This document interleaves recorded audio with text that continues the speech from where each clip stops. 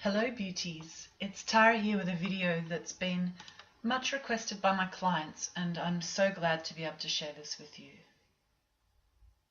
George Bernard Shaw once said that the single biggest problem with communication is the illusion that it's taken place, and I see this expressed time and time again with couples. Each individual tells me that they're being articulate in expressing their needs. They'll say, "He definitely knows what I need him to do. He just refuses to do it and I don't understand why." Or, "If she would only do what I suggest, it would be fine. But for some reason she just won't listen." They believe that their partner completely understands their message and then chooses not to act. If you often find yourself defending your intentions, "That's not what I meant," or "You're taking that the wrong way," then you may find these techniques valuable to learn the flexibility that you need to deliver a clear and consistent message. The key is you must learn to communicate in the style that your partner prefers to receive and process information. If we presuppose that the meaning of communication is the response you get, what that means is that now I am 100% responsible for delivering my message to my partner in a way that not only allows them to understand, it also motivates them to act and creates connection. In contrast, if you're not feeling heard or appreciated, you may become increasingly frustrated at your partner's lack of action, and there'll be a disconnect between you. Let's return to the NLP communication model for a moment, and what we're going to do over the next few videos is really drill down into how do you and your partner create your internal kingdoms? That is, what are the sensory channels through which you both receive data from your environment? And how do you then individually make meaning from your worlds? In the first video, we saw that in every second you're receiving 2 million bytes of information from the external world. You receive that information through your 5 senses: taste, smell, touch, sight, and sound. Let's put that in perspective. Hold out your right hand and imagine that I'm handing you 1 piece of Lego per second. Now imagine that I'm handing you 2 million pieces per second. It's simply too much to take in at one time.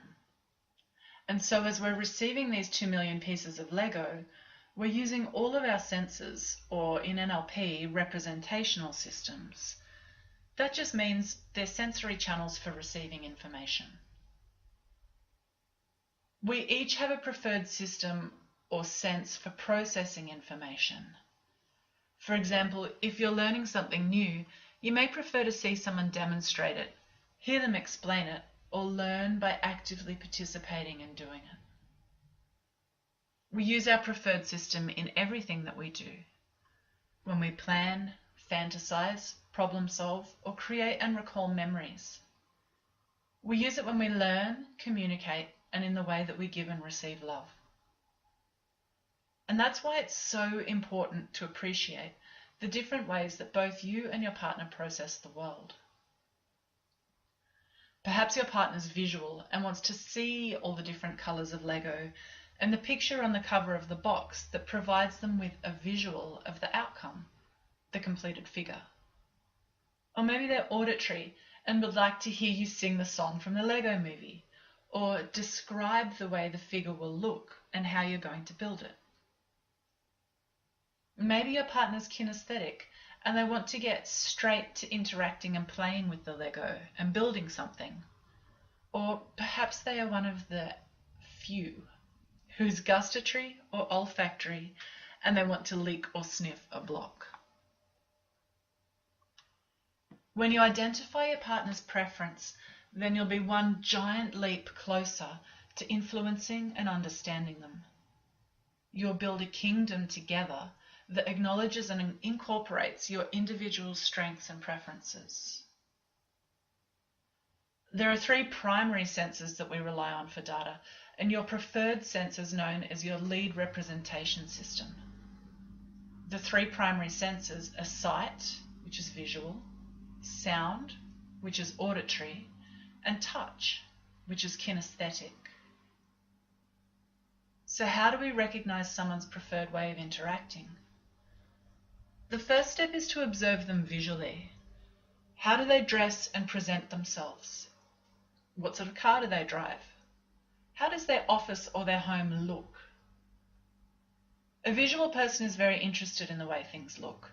They pay great attention to physical appearances in the way that they present themselves and the way their partner presents themselves.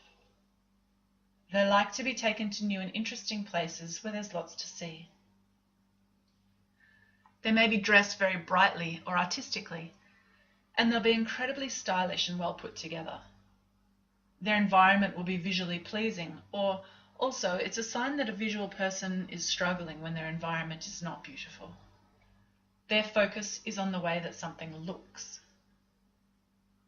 An auditory person may not be easily identifiable by the way that they dress, though you may notice their preference when you look to their environment. They'll love being in a place that's peaceful or filled with harmonious sound. They won't enjoy noisy or loud environments as they find them to be distracting. Their home or car will have the hallmarks of someone who likes to listen. Telephones, great sound systems, records or CDs, maybe headsets or headphones. Their focus is on the way that something sounds. A kinesthetic person will be dressed comfortably. They'll dress in a way that feels good. Instead of concern for style, the fabric will be texturally pleasing. Their home, office and car will be comfortable, have lush couches, cushions, and be warm and welcoming.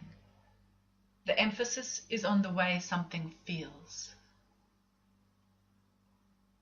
The second way is you can listen to the types of words and language that they use. Visual language includes phrases like, I can picture it now. It looks like this, or I see what you mean. Auditory language includes phrases like, it sounds really good, I'm hearing you, or tell it how it is. Kinesthetic language includes phrases like, it feels right to me, let's get in touch with them, or I'd like to make contact with you. You can click through the link in the notes below to see a more comprehensive list of words and phrases. The third way to identify someone's preferred sense is by noticing the way that they interact with you. Do they show you things, tell you things, or do they prefer to actively participate in things with you? Let's look at the example of learning how to drive, with thanks to Emma Evans for this wonderful example. A visual learner will really benefit from watching demonstrations, so literally show them how to do something new, like using high beam. It will be quicker than describing it. When they're in the car, it's helpful that they watch what the driver's doing to get a picture for how to do the action. You could also use a whiteboard or coloured pens to draw diagrams of manoeuvres and encourage them to participate in creating the image. With a visual learner, it's important for them to see your body language and facial expressions, so if you have an important point to make sure they can see you. An auditory learner likes to talk. They reaffirm their knowledge by talking. The best way to do this is to get them to talk through what they're doing, talk about what they're going to do, and talk about what they've done. Also allow them to speak back instructions. It's not just to check whether or not they were listening, but to make it clear in their own minds that they understand what you've said and what they need to do. As you're doing things together, give them verbal instructions of what they need to do. We're coming up to an intersection. You'll be turning right, so begin to slow down now, foot on the brake and put your right indicator on. A kinesthetic learner learns by doing. They'll learn when they begin to feel the biting point or sense the engine revs for gear changes. They need to do things so they understand them. It's better to instruct them as they're implementing. They don't need to hear a lot of detail or have you repeat things too often. Once they get to try it, they can come to grips with it. And so with this, imagine how powerful your communications will become when you identify your partner's preferred sense. Your message will be delivered effectively to them, which means that your meaning will be clear and consistent. After listening to this video, you've already tapped into your own behavioural flexibility. And as you continue to be present to your partner, understanding their mode of interacting, implementing your new learning, and bringing the discipline and certainty of knowing that when you change, so does your relationship. Thank you so much for listening, watching, and participating on this video. The links to the exercises and the articles are in the notes below. And if you'd like to request or vote for a particular topic, head over to my blog on Patreon. And if you found this helpful and want more, please become a patron and contribute $1 to help produce a higher quality and quantity of articles, videos, interviews, podcasts, and other amazing things.